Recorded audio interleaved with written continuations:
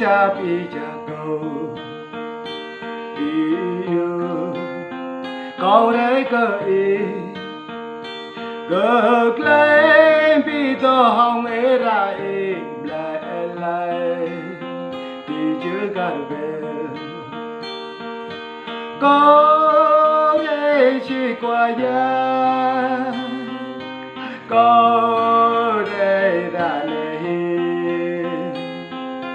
rao biết đâu cầu hồng ấy ra im lên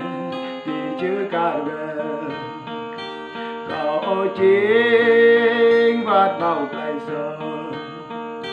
im lên có lối chính người ta im bên đâu có cơ chiếc lại sao ta ai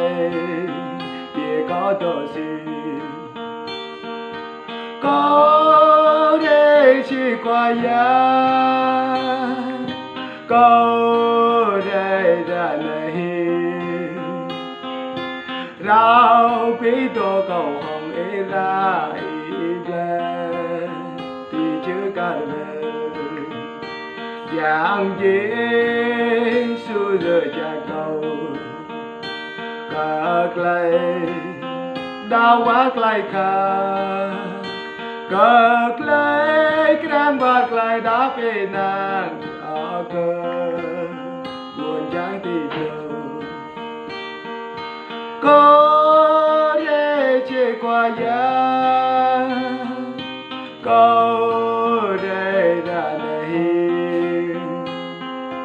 rao biết đâu cầu hoàng ấy ra im lên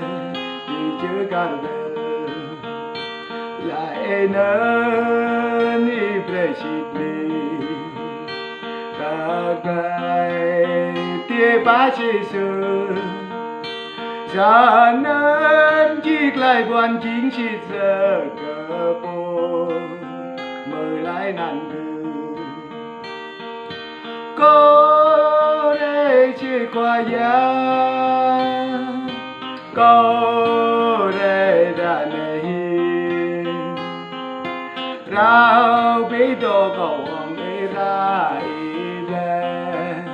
thì chưa cả về